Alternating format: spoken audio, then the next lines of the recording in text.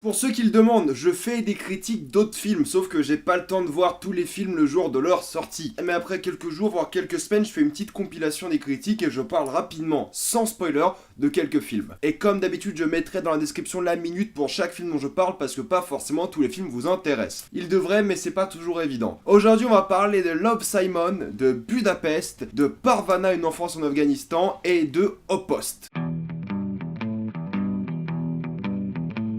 Love, Simon, c'est l'histoire de cet adolescent de 17 ans qui est homosexuel et qui doit faire son coming out. Pour s'aider à faire son coming out, il va commencer à parler par email avec quelqu'un d'autre qui est aussi homosexuel et anonyme. C'est un peu l'histoire de sa vie, sa famille et ses amis pendant qu'il essaye de faire son coming out. Et c'était méga bien. Et c'était à mon goût méga bien parce qu'au fait, tu pourrais remplacer l'histoire du coming out par n'importe quoi et ça marcherait. Genre même quelqu'un comme moi qui n'est pas homosexuel, j'ai réussi à m'identifier à tellement de trucs, j'étais sur le cul. C'est la grande force du film, c'est que c'est extrêmement universel alors qu'il parle d'homosexualité. Et au fait, je trouve ça dur de dire que le film parle d'homosexualité. Genre, limite, il parle de la vie d'adolescent, d'un rite initiatique, un peu comme Grave était l'idée du cannibalisme. Là, c'est l'idée de l'homosexualité. Mais ça parle pas vraiment de cannibalisme, et là, ça parle pas vraiment d'homosexualité. C'est vraiment un costume que porte le film, c'est l'idée de l'homosexualité. Et ça parle de plein de trucs super différents. Et c'est honnêtement l'un de mes films préférés de cette année. Vraiment. C'était honnêtement un peu long, mais l'intrigue était tellement bien liée, les personnages étaient tellement attachants, tu t'identifiais, tu t'attachais, tu les comprenais. Un véritable kiff. Même si je trouve ça un peu long au niveau du rythme, mais je trouve qu'ils auraient pu mieux gérer ça, il y a aucune scène de trop quoi. Il y a les scènes gênantes, il y a les scènes drôles, il y a les scènes émouvantes, il y a vraiment tout ce qu'il faut et à la fin c'est un gros bon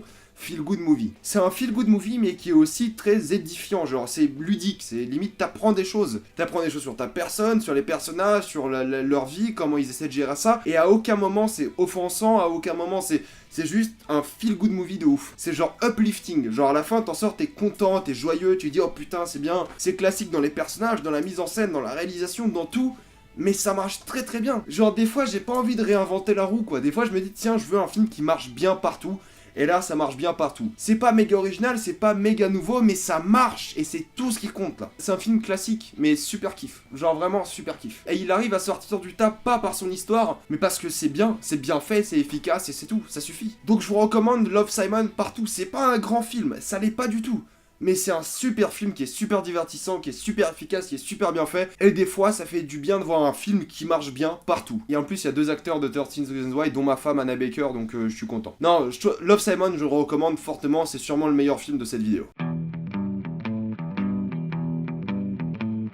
Budapest, c'est l'histoire de ces deux entrepreneurs qui ont quitté leur travail pour créer des soirées de ouf à Budapest. Et honnêtement, je peux vous dire un truc, c'est que les soirées en Europe de l'Est, c'est vraiment des soirées de ouf. Pour avoir fait des soirées en France et en Europe de l'Est, ça n'a vraiment rien à voir. En Europe de l'Est, c'est vraiment le gros bordel. J'ai jamais fait de soirée à Budapest, mais j'en ai fait en Roumanie et je peux vous dire que ça déconne absolument pas. Du coup, juste avec ça, moi ça m'a fait marrer parce que je comprends le délire, je vois le délire. Et si vous avez vu Budapest, c'est ce genre de délire. Genre vraiment. Même s'ils ont pas très bien compris la manière dont marchaient certains trucs, parce que sinon ça serait un peu trop un film de fêtard, il y avait quand même certaines scènes où il y avait que mes potes et moi dans la salle qui rigolaient parce que les autres gens comprenaient pas. Genre il y a des moments où tu dis oh putain ça je l'ai vécu, et c'était tellement spécifique que on était les genre 3-4 connards à rigoler dans la salle, c'est tout. Tu te sentais mal parce que tu rigolais à des trucs qui étaient super drôles parce que tu les as vécus et tout, et tout le monde comprenait pas. Genre ils étaient en mode bah pourquoi ils rigolent, c'est pas drôle. Ah bah si c'est drôle si t'as fait des soirées en Europe de l'Est mon pote, ça c'est drôle. Anecdote à part, vraiment c'est un film qui est efficace, une bonne comédie française qui fait marrer avec des vrais personnages, un vrai enjeu, des vraies motivations et tu t'attaches aux personnages, les acteurs sont vraiment bons. C'est un film qui est bien fait, qui est bien exécuté, qui a une bonne mise en scène, qui est original, c'est un bon film. Vraiment Budapest c'est un film qui est kiffant, tu t'amuses devant, tu tapes un gros délire et je pense que ça a vraiment aidé le fait que j'ai fait plein de soirées en Nord de l'Est parce que c'est vachement spécifique quand même. Il y a plein de scènes dans ce film, genre vraiment des scènes où tu penses pas que ça pourrait arriver, qui me sont arrivées, du coup je fais ah ouais, ils ont fait leur recherche au moins quoi. Ça m'a fait voyager et en plus j'ai réussi à m'attacher aux personnages, à leur relation avec leurs femmes, à la manière dont ils essaient de faire grandir leur start-up, enfin c'était kiffant quoi. Le seul problème que j'ai avec ce film c'est vraiment le message de fin que j'ai trouvé un peu dommage parce que c'est un message qui est facile, qui est pas nuancé, qui aurait dû être plus nuancé parce que le film est souvent nuancé et le message de fin c'est genre ouais... J'ai déjà vu ça plein de fois, quoi. En plus, ça tombe dans le travers du je vais moi-même me moquer de ce que je fais dans mon propre film pour essayer de dénoncer les autres films, mais je le fais moi-même. Du coup, j'ai trouvé ça un peu dommage. Non, Budapest, je recommande. Bonne comédie française, bons acteurs, bon kiff. Mis à part le message de fin hein, qu'ils auraient dû nuancer un peu plus. Je recommande chaudement, c'est vraiment un bon film, bonne comédie, je me suis bien marré. Pas un truc tout con, hein. Il y a des vraies blagues, il y a des vrais trucs, et c'est bien, c'est vraiment bien fait, quoi. Bonne comédie.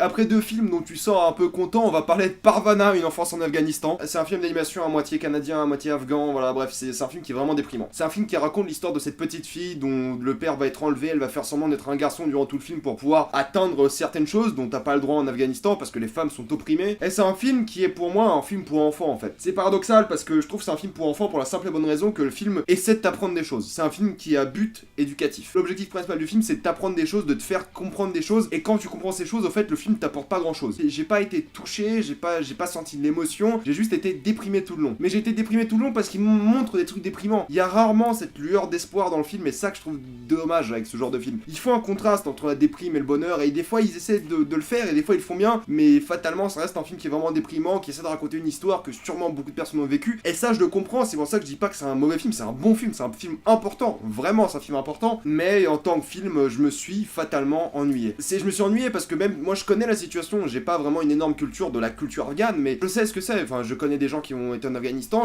il y a plein de gens qui m'ont raconté leurs histoires et tout, donc je sais ce que c'est, et du coup moi j'ai pas appris grand chose, je sais ce que c'est l'oppression des femmes, je sais ce que c'est la dictature, je sais ce que c'est la guerre civile, enfin je sais pas moi personnellement, mais je sais ce que ça peut faire, j'ai vu des gens en parler, j'ai connu des gens en parler, du coup moi ça m'a moins touché au fait, parce que j'ai compris tout ça, et je pense que les gens qui ont vraiment vécu ça, ils vont être vraiment touchés par le film, et les gens qui connaissent pas, surtout les enfants, ils vont beaucoup apprendre, donc je trouve ça important. Mais j'ai trouvé le film long, je l'ai pas trouvé extrêmement émouvant, je me suis pas, en tant que film, je le trouve pas si intéressant que ça, mais en tant qu'histoire à raconter, ça je trouve ça important et intéressant, et elle devrait être racontée. C'est un bon film qui moi m'a pas chamboulé, parce que j'étais déjà un peu conscient de ce qui se passait, et le fait de le mettre en image, la manière dont le film l'a fait, m'a pas chamboulé plus que ça, et ça que j'ai trouvé dommage, c'est que c'est un film qui a pour but d'éduquer les enfants et les personnes qui sont pas au courant, mais qui a pas pour but de te faire ressentir des choses quand t'es vraiment au courant. Du moins c'est pas l'impression que j'en ai eu, parce que je sais pas, peut-être ça a juste pas marché pour moi en fait. Mais c'est un bon film, vraiment c'est un film que je conseille quand même si vous êtes fan, j'ai envie de dire, de ces atrocités là, si vous voulez comprendre comment ça fonctionne et ce que c'est une vie là-bas, c'est un film que je recommande vraiment. Et ça se voit que les gens qui l'ont fait avec du cœur et beaucoup de vécu, et ouais, donc c'est quand même un film qu'il faut supporter, qu'il faut aller voir au cinéma. 3 films, et pour l'instant ils sont tous bien, c'est cool. Dernier film, c'est le nouveau film de Quentin Dupieux, et Quentin Dupieux, moi j'aime bien le délire, genre je trouve ça marrant, vraiment, je trouve pas que c'est un mec révolutionnaire ou quoi, c'est juste un mec qui fait ses bails, il fait son délire, il tape une barre et il le fait, je trouve ça cool, voilà, sans plus. Et au poste, c'est ça quoi, c'est l'histoire de ce mec qui se retrouve au poste, et il y a plein de trucs bizarres qui ont lieu, au moins c'est bien écrit, il y a un vrai rythme des dialogues, et je trouve ça entraînant et divertissant, c'est un film qui est très court, du coup il passe assez vite, il y a des vraies idées de mise en scène, et c'est marrant, et tu vois que le mec en a rien à foutre des codes du cinéma, et c'est une bonne expérience, c'est un film sympathique à regarder, mais c'est comme réalité à mon goût, c'est vraiment, faut aimer le délire, faut se mettre dans le truc et tu vas kiffer. Les acteurs sont tous géniaux, les dialogues sont vraiment sympas à écouter, il y a une vraie vivacité, il y a un vrai rythme, et ça c'est cool. Mais c'est un film, c'est vraiment dur d'en parler, parce que qu'est-ce que tu veux dire, c'est what the fuck, c'est bizarre, c'est chelou, c'est cool, mais faut aimer Quentin Dupieux. J'avouerais que jusqu'à la fin, moi le film, je l'ai kiffé, vraiment, jusqu'à la fin, puis la fin je me suis dit, wow, c'était pas nécessaire, parce que le film marchait bien avant. Limite, c'était un polar super sympa, un peu what the fuck, mais ça marchait bien. Avec le quatrième mur qui brisait, avec des scènes qui ont aucun sens, mais qui ont un sens dans la méta du film, enfin voilà, ça marchait bien. Mais la fin, je me suis dit, wow, c'est n'importe quoi.